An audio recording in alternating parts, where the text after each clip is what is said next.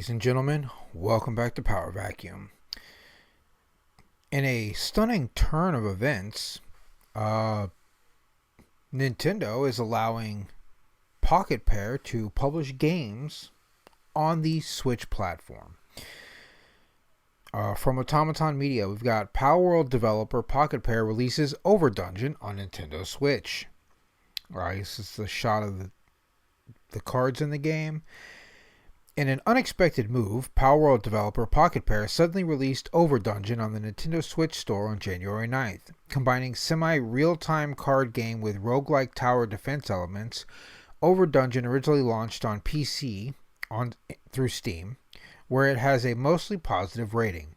Unlike many card-based video games, the cards in Overdungeon do not have a cost when you play them. Instead, players play cards to influence the battle between their characters and the enemy until they have only 2 cards left and their turn ends. As well as attack, spell, trap, and defense cards, there are also build cards, which construct various contraptions on the field, and animal cards, which summon all manner of creature to your aid. You gain victory in battle by destroying the enemy leader. The big goal is to conquer the dungeon. As you move up through the dungeon, you must encounter and beat enemies in an aforementioned semi-real-time card game battles. Switching up your dynamic as you go and earn relics at the gameplay a la Slay the Spire. I don't know what that is. Flashy gameplay is also a big draw for this title, as depending on how you build your deck, you can pull all sorts of crazy actions like summoning infinite alpacas in battle.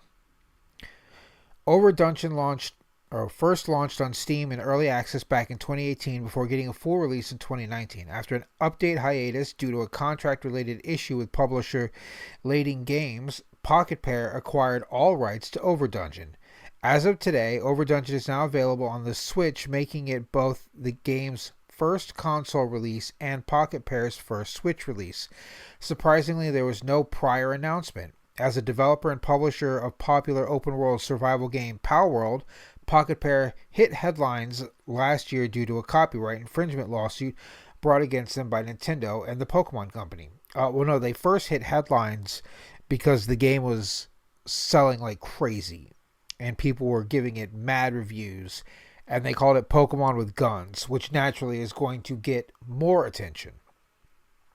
At the time of writing, it is believed that the lawsuit is still ongoing. Yes, it is currently still ongoing. Overdungeon is available on PC and macOS through Steam and Nintendo Switch. At the time of the article's publication, perhaps due to time differences, it is only on Japan's Nintendo Store, but is playable in English, Japanese, and Chinese. It is currently available as of at least 6 p.m. In the U.S.,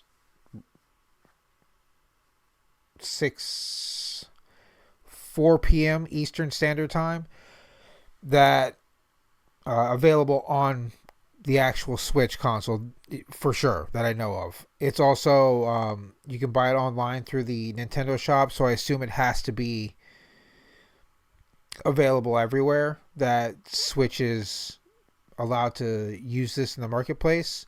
And as you can see, it is currently 50% off until January 24th at 2:59 a.m. Eastern Standard Time. And so that's why I said the Eastern Standard Time thing earlier. For some reason, that's the time they use. Somehow New York got the rights to standardizing time, which is very odd, especially for video games. But this is the game. This is a preview of it. This is a hilarious little thing that almost made me want to buy it. Maybe later I might buy it, check it out. But what kind of game is it? Question, answer, play cards, create infinite alpacas. Your opponent dies. That's kind of cute. That's funny. But this is a major surprise to me because I figured allowing monetary capitalization from this company on the Nintendo platform in the midst of a major lawsuit between the two might be seen as a conflict of interest, but I guess not.